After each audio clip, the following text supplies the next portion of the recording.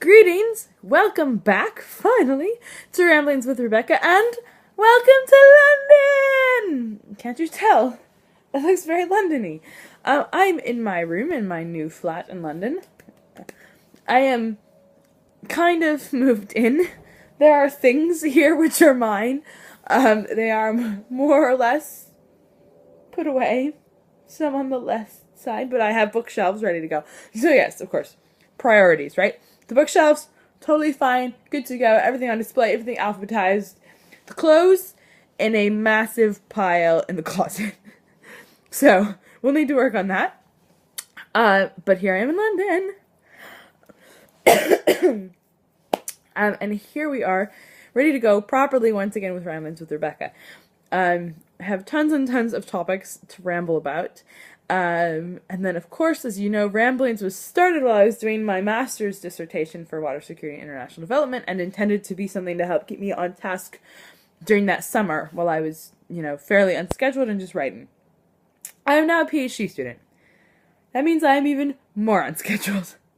So I'm going to need Ramblings even more to actually prove that I'm doing something, thinking about something, doing something useful with my life, hopefully.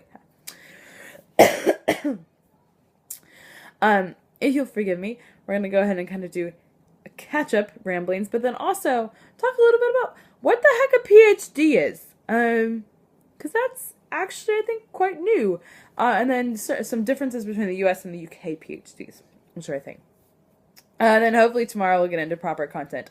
As you may have noticed by now, I have a bit of a cold. We'd hate to move without getting ill in some fashion.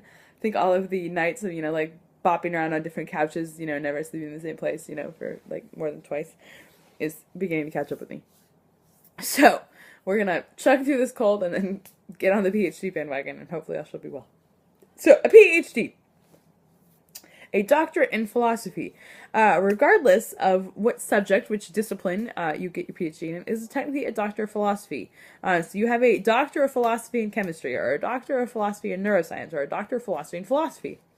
In some universities around the UK, not around the UK, around the world, you are in fact required to sit an actual philosophy examination regardless of what subject you're doing. So even the biochemists take an exam, like a written or oral exam about philosophy, worldview, epistemology, the understanding of knowledge itself.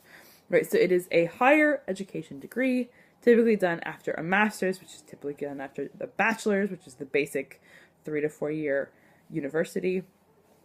A PhD is a very much self-guided research for the most part. You'll have supervisors or advisors who are not necessarily full professors in the academic system, but who are faculty at a university. And it's essentially a research degree. So you're not necessarily taking taught classes, but you are doing some kind of substantial piece of original academic research. In the US, PhDs take however long, generally around 7 years for most of the social sciences. Often, though, in the US, the PhD will include 1 to 2 years of taught classes before that research begins, and you'll often get a master's on the way. So you'll enroll in a PhD program, but you get a master's. Whereas in the UK, generally you go get a master's. It's 1 year, you're enrolled in a master's program. It is a taught program. You graduate with that, and you can go to a different university or stay at that university to do a PhD. So the PhD is shorter. It's usually 3 to 4 years in the UK, but it doesn't have that extra few years of teaching. And it may also involve slightly less teaching yourself. Oftentimes in the US, PhD students will also teach undergraduate classes.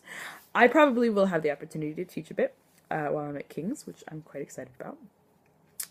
And then, so research degree. So you define your own research project, and it's coming up with the methodology. It's doing a literature review, reading what else has been done on your subject of interest, and synthesizing that, and then doing intense field work, data science, archival research, whatever, depending on your subject, to arrive at some new conclusion and poke human knowledge just a wee bit further along, hopefully, is the basic idea. So that's what I'm going to be doing for the next 3 years. Lots of reading and writing and researching and woohoo! And it's going to be fun!